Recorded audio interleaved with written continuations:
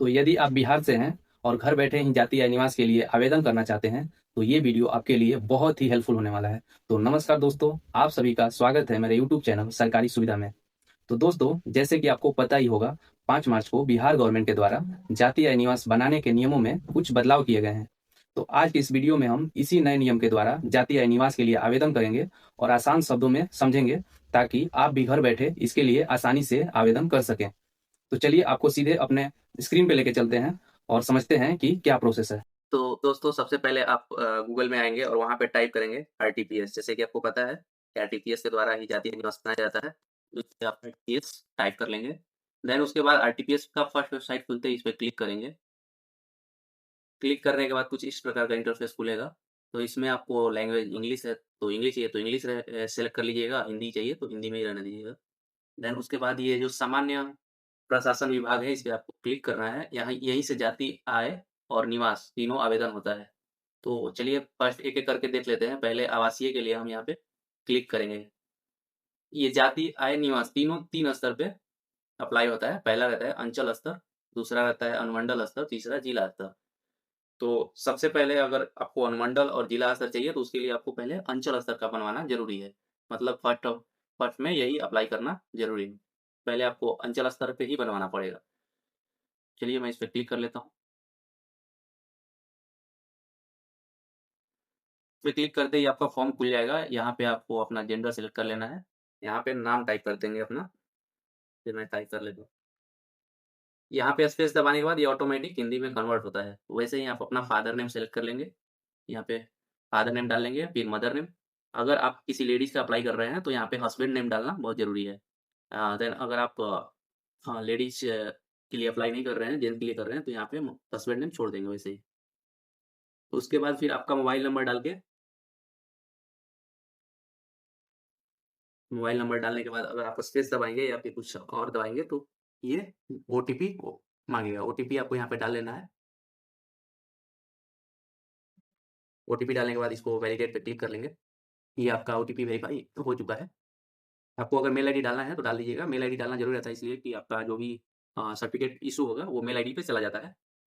तो mail ID डालेंगे तो आपके लिए सुविधा रहेगी। देन आपको अपना पता डाल देना है, जैसे कि आपका स्टेट कौन-सा है, स्टेट तो नॉर्मल का बिहार ही होगा, बिहार का वेबसाइट है तो। फिर आपका डिस्ट्रिक्ट, सब डिवीज़न और ब्लॉक आपको ये चूज़ कर लेना है। उसके बाद आपको स्थानीय निकाय का प्रकार यहाँ पे लिखा हुआ है।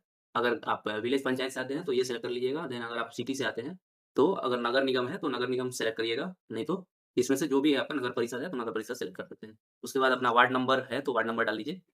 वार्ड नंबर कंपल्सरी है डालना, तो इसको डालना ही पड़ेगा। देन विलेज फिर से यहाँ पे माँग रहा है, विलेज डाल लीजिए, फिर पोस्ट ऑफिस, फिर थाना और पिन कोड। देन आपको अपना फ़ोटो 20 केबी के अंदर ही रखना है, तो 20 केबी के अंदर फ़ोटो बना के यहाँ पे डाल लेंगे। निवास का प्रकार, यहाँ पे आपको ये अस्थायी वाला ही टिक रहने देना है। मोस्ट इम्पोर्टेंट है कि ये जो है अभी नया अपडेट होके आया है, तो इसी में आप लोगों को समझना है कि नहीं, यहाँ पे कौन-सा आपको सेलेक्ट करना है। यहाँ पे लिखा हुआ है आवास प्रमाण पत्र के साक्ष्य हेतु आवेदक या आवेदिका के माता-पिता पूर्वज का नामांकित अभिलेख समुचित माने जाएँगे। मतलब आपके जो भी पूर्वज हैं, माता-पिता या फिर उनके फादर या मदर जो भी वो हैं, जिनके भी नाम से ज़मीन का एक टुकड़ा भी होगा मतलब, तो ये साक्ष्य माना जाएगा। अगर आप खतियान डालते हैं या फिर भूमि संबंधी दस्तावेज़ कुछ भी डालते हैं, जो कि आपके ही परिवार से होना चाहिए, तो ये साक्ष्य के रूप में माना जाएगा। जैसे कि यहाँ पे ध्यान देने वाली बात ये है कि अगर आप अपने दादा के नाम से ज़मीन है और वो डालते हैं खतियान, तो ज़रूरी है कि आप अपने आधार कार्ड के साथ अपने पिताजी का भी आधार कार्ड ऐड करिए, क्योंकि आपके थ्रू ही आपका पिताजी का नाम वेरीफ़ाई होगा, देन उनके बाद आपके दादाजी का नाम वेरीफ़ाई होगा, एक-दूसरे से लिंक साबित होगा। इसलिए फादर का आधार कार्ड डालना बहुत ज़रूरी है, अगर आपके दादाजी के नाम से ज़मीन है तो। अगर आपके पिताजी के नाम से ज़मीन है, तो आप अपना ही आधार कार्ड डाल के आगे बढ़ सकते हैं। नहीं तो अगर दादाजी के नाम से है, तो पिताजी का डालना बहुत ज़रूरी है।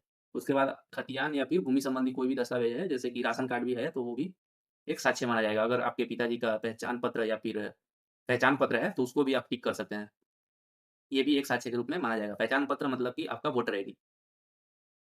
तो इसमें से आपको कोई भी एक टिक कर लेना है, जो भी आपके पास डॉक्यूमेंट है। देन आपको ये यहाँ पे कैप्चा डाल के आगे बढ़ जाना है। और नेक्स्ट पेज खुलते ही आपको ये अपना डाटा जो भी आपने इनपुट डाला हुआ है, ये इसको वेरीफ़ाई कर लेना है। वेरीफ़ाई करने के बाद अटैच एनेक्स जो लिखा हुआ है, इस पे आपको डॉक्यूमेंट अटैच करना है। अटैच करने के लिए आपको इस पे क्लिक करना होगा, फिर उसके बाद आपको आपका आवेदक का पहचान दस्तावेज़ यानी कि आपका पहचान कुछ डालना हो, जैसे कि आपका आधार कार्ड हो सकता है। तो यहाँ पे आधार कार्ड सेलेक्ट कर लेंगे। फिर दूसरा निर्वाचन पहचान पत्र हमने सेलेक्ट किया था, तो वो यहाँ पे डाल देंगे। ये जो फ़ाइल है ये 200 केबी से नीचे का होना चाहिए। जो भी आप फ़ाइल डालेंगे इसमें 200 केबी के नीचे का होना चाहिए। फ़ाइल को अपलोड करने के बाद सेव कर देंगे, देन सबमिट कर देंगे। इस तरह से आपका जो निवास है वो बनाने के लिए फॉर्म सबमिट हो चुका है। 10 कार्य दिवस के अंदर आपका निवास प्रमाण पत्र आपके मेल आईडी जो आपने डाला हुआ है उस पे चला जाएगा।